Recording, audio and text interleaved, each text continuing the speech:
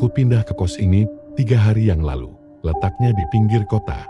Bangunannya sudah tua, tapi bersih dan cukup tenang. Hanya ada 8 kamar berjajar di satu lorong panjang.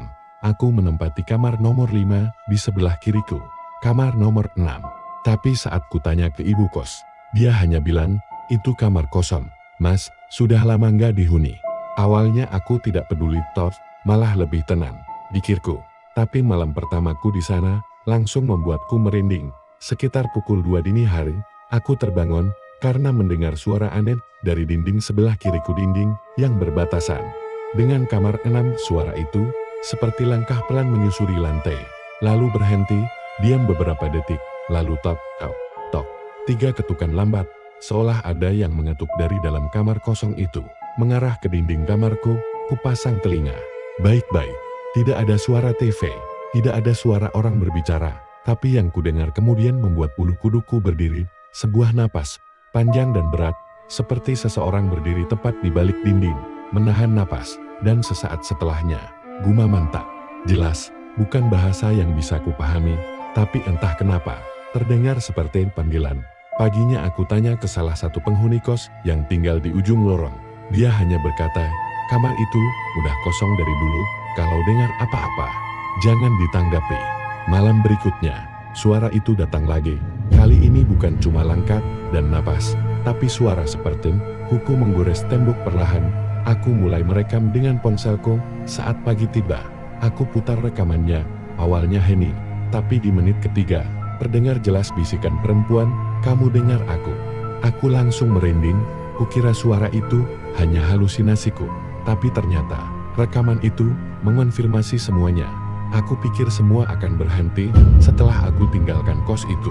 Tapi 2 minggu setelah aku pindah, suara itu datang lagi di tempat yang seharusnya aman. Aku sekarang tinggal di apartemen baru, lebih modern, jauh dari kos lama. Tapi satu malam, tepat di jam yang sama sekitar pukul 2 pagi, aku mendengar ketukan pelan dari dinding sebelah kamar tidurku. Tok, tok, tok. Suara itu jelas dari dalam dinding, tepat di sebelah tempat tidurnya.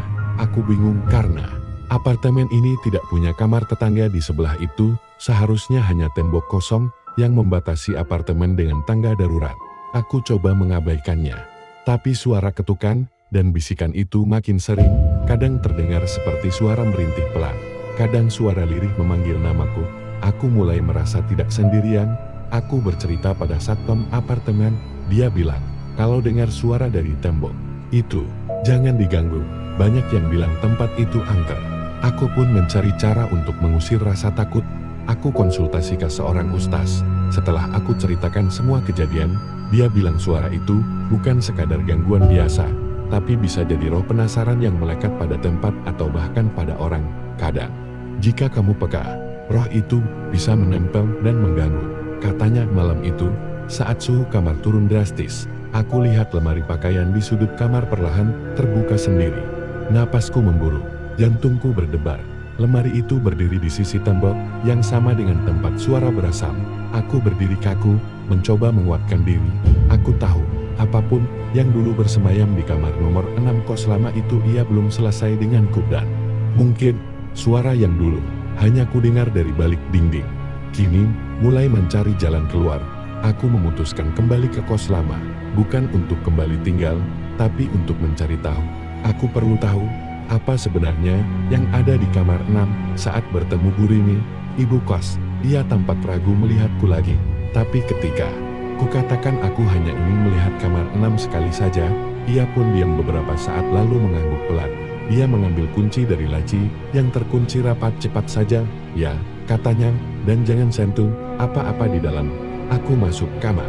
Itu tidak terlihat seperti kamar yang sudah lama kosong. Tidak berdebu, tempat tidurnya tertata, lemari tertutup rapat, bahkan ada aroma samar bunga kering di dalamnya.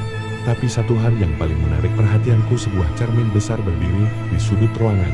Cerminnya tinggi dan tua, bingkainya ukiran kayu, dan permukaannya agak buram.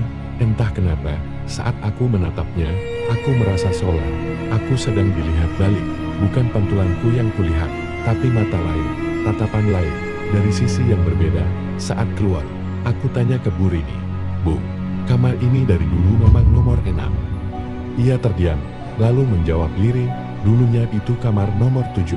Tapi setelah kejadian waktu itu, kami ganti nomornya jadi 6. Biar nggak ada yang curiga, aku bingung. Jadi, kamar 6 yang sekarang, bukan kamar yang lama? Bu Rini menatapku tajam, justru sebaliknya, kamarmu dulu bukan di sebelah kamar kosong. Kau yang tinggal di kamar itu sendiri. Dan sekarang aku sadar semua suara yang kudengar dulu bukan dari sebelah. Mereka berasal dari dalam kamar tempatku tidur selama berbulan-bulan. Aku merasa seluruh kepingan cerita mulai menyatu. Aku pikir, selama ini aku dihantui oleh suara dari kamar kosong. Tapi sebenarnya, aku sendirilah yang tinggal di kamar yang salah. Kamar yang semestinya tetap kosong.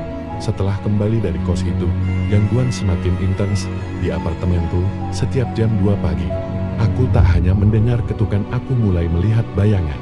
Sosok samar berdiri di pojok ruangan. Tepat di tempat lemari itu pernah terbuka. Aku coba melawan rasa takut dan menyalakan semua lampu.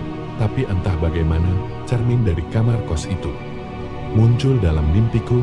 Di mimpiku, aku berdiri di depan cermin yang sama, dan di pantulannya ada aku, tapi bukan aku. Sosok itu tersenyum.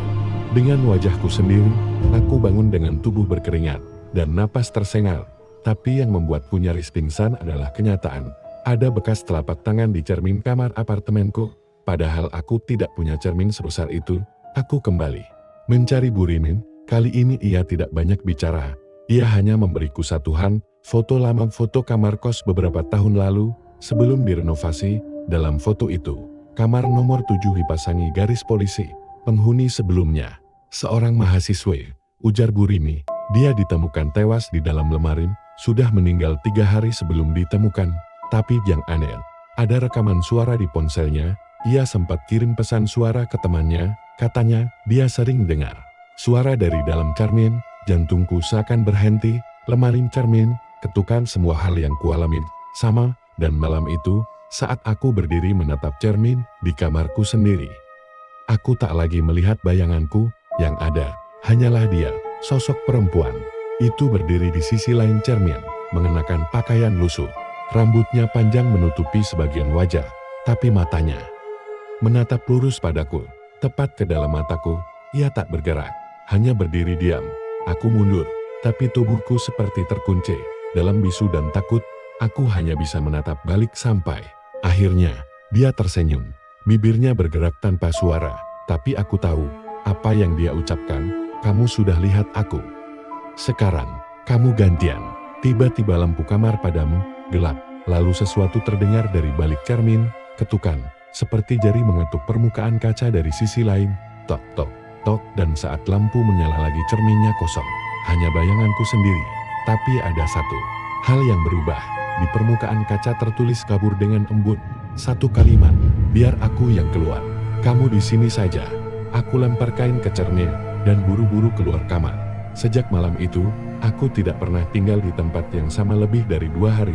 Suara itu terus mengikutiku setiap pukul 2 pagi, ketukan, napas, dan kadang bisikan.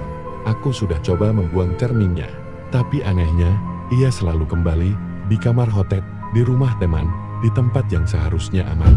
Kini aku paham, aku bukan hanya dihantui, aku sedang digantikan. Dan jika suatu hari kamu mendengar suara dari kamar sebelah, yang katanya kosong, coba dengarkan baik-baik.